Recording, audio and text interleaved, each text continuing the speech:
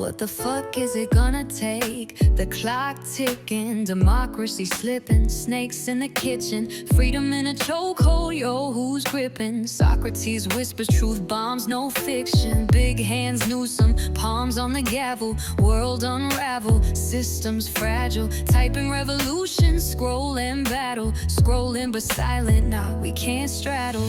Make democracy offensive, what's the price? Power to the people, not the roll of dice. Unite online, ignite the fight, blow the shit up, bring the wrong to light. Hey everybody, and welcome to iodnations.org, International Online Democratic Nations.org, where we're dedicated to getting the world to discuss international online democracy and online citizen-led democracy.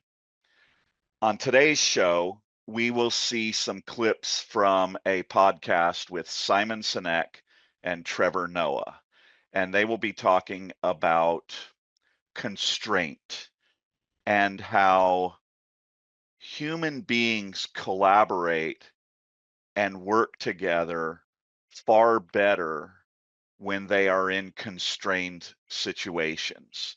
So for instance, you'll see some discussion about Soweto, where Trevor Noah grew up, and they're discussing how in a poor, impoverished community like this, these citizens are forced and constrained into working, living, and functioning well together, and how they adapt and accommodate to that. And so we will be looking at that in how it relates to online citizen-led democracy. We hope you enjoy the show. In the cases, there's some sort of hardship. It's like as hardship is relieved, and choice is a relief of hardship, then for some reason, our ability to cooperate and put up with each other seems to go down. So I will agree with one part of it. I still come back to, I don't even think it's hardship. I think it's just the constraining factor. Here's why I say this. Let's say there is an island of mega rich people and they go hang out together and they're on this mega rich island and they do whatever they want to do, right? It's the mega rich. They're having a great time. If they are confined or constrained in some way, they will find the same thing, and they do find it temporarily. So if you've maybe been to them, I've visited them on occasion, but you get these places where people go to these like golf resorts and it's like, wow, what is this place?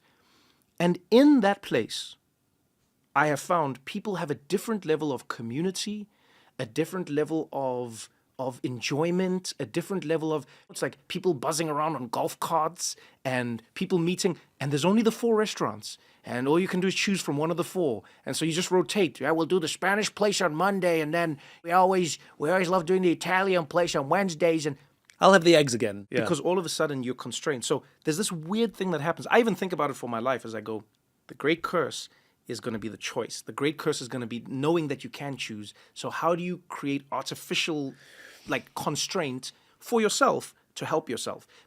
So what we see here in this discussion between Simon and Trevor is how can we create these constraints? Perhaps we'll call them artificial constraints, because I guess in reality, any constraint or most constraints are artificial, right? But what we're trying to do is decipher what can bring people together, what kind of a constraint can envelope or bring people together so that they're more likely to collaborate. How can we both construct or manufacture these constraints in a way where the people who are being constrained understand the constraint, endorse the constraint, and collaborate to benefit mutually from that constraint. And at IOD Nations, we contend that that constraint is actually freedom and democracy, right? That it's the unified desire for more freedom and democracy by the world's citizens, whereby uniting online with that constraint actually increases freedom. Let's go to the next portion of their podcast together. So there's a story about a shoe salesman in Los Angeles in the 1950s. I can't remember his name, but he was a very successful entrepreneur who owned a whole bunch of women's shoe stores. Yeah. And a journalist asked him, "What's your secret?" And he said, 2, not 3. And they're like, "What do you mean?" He goes, if a woman comes into my store, I'll bring her a pair of shoes. She'll try them on. And she'll say, "Could I see that pair, please?" And I'll bring her a second pair of shoes. And she said, "Could I also see that pair, please?" And he'll say, "Which one would you like me to take away?" Oh. Because what he found is when they had a choice of 3, they bought none. And when they had a choice of 2, they bought 1. Ah, I love that. Right? 2, not 3. And too much choice is overwhelming. Oh, but the man, constraint... I need to apply that to my life. You see, that's brilliant. So at IOD Nations, International Online Democratic Nations, we actually contend that this constraint in a way is not artificial, right?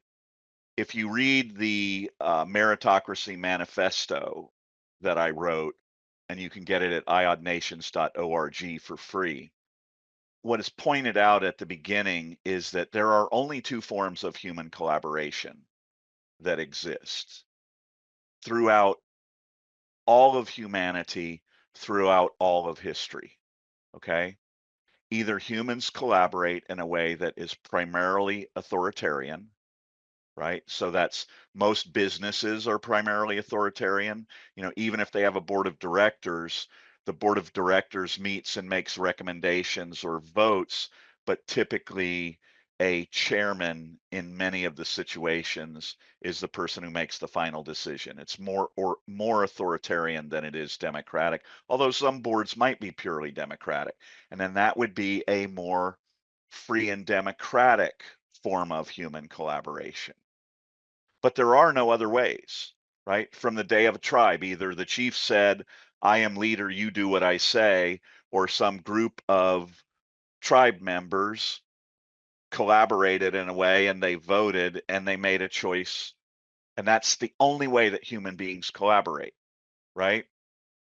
And where we are is in our online world, in our online environment where we all exist, right? We're all united there. We all use our phone or we use our mouse, and we use that in a way to allow Facebook access to us or to allow TikTok access to us. We don't access them, we grant them access to us.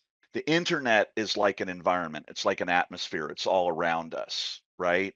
So we're all already there in one form or another. We all are the internet. But the entities that have power and influence there have convinced us that we are accessing the internet. We are accessing them. But the opposite is actually what's happening. We are the internet. Without us, they ain't shit, right? So we choose who accesses us and why. And when we unite online and we collaborate democratically, right, then we can choose to put up filters that limit the other forms of human collaboration to us, right?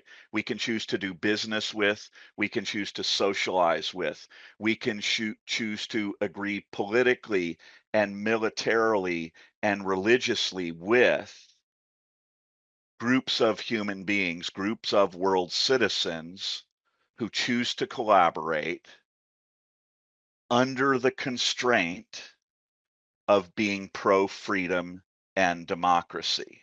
Oh the man, constraint. I need to apply that to my life. You see, that's brilliant. I love it when people find the nexus of how you're supposed to do it. Because I understood it as a concept, but it's a nice way to think about it for anything, really. Yeah. And so what I've started doing in my life is I've added constraint, right? And I didn't even realize it until we're talking right now, which is like I've got all these options on the table.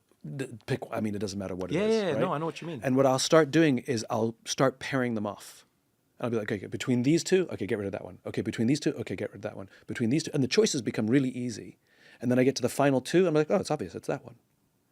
So what we realize is that if we compare this to the analogy of the shoe salesman that Simon uses, we don't even have to make that choice. That binary choice has already been made because there are only two shoes to choose from, right? We haven't yet chosen to really collaborate as individual but united citizens online, right? We're all there, but we haven't picked a location or a methodology or an online democratic environment where we will function. We haven't chosen to do that yet, but those are the only two choices that are there. If we're going to unite online and collaborate, we either do it primarily as authoritarian, which is already happening in a lot of ways, or the only other choice that we have is primarily free and democratic, right? So all of this is insanely easy and elementary, right? The two choices have already been made because there are only two choices. Okay. We know that if we create or operate under this constraint, that human beings are far more likely to work well together in more peaceful and positive ways. And the only choice that we have to make, we're the only generation of human beings who have had the ability to do this at the click of a mouse, right? If 1 million people or 1 billion people clicked their mouse and went to iodnations.org or NATO and said, I request official recognition as a pro-democracy citizen of the online world. It's done. You clicked your mouse, sent an email or a message that said that's what you want to do, and you've already done it. It's already happened. That is the power of international, online, citizen-led democracy, or rather, that's the ease of it. The power is beyond what we can even imagine right now. You see, that's brilliant. So thanks for visiting iodnations.org.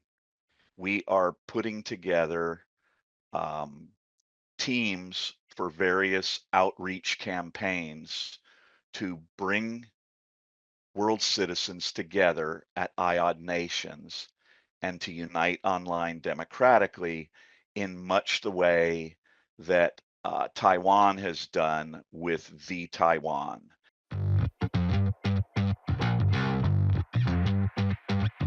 This is our construct. A planet of continents, of land and borders. At least, that's what previous generations believe. This is our real construct. The trad world is now subservient to our virtual world. Welcome to the real world, Neo. A brave new international online democratic world. Buckle your seatbelt, Dorothy, because Elon is about to go bye-bye. So, we do not access the internet. We filter their access to us. We are the internet. Holy shit, we can save Zelensky and Ukraine.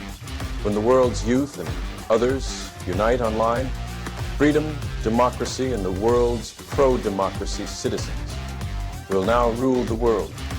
All that must occur is for people to send an email to NATO. Those emails comprise their online citizenship. Could they save world democracy?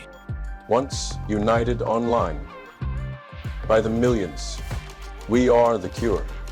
So international online democracy is the new construct. If they build it, I will come.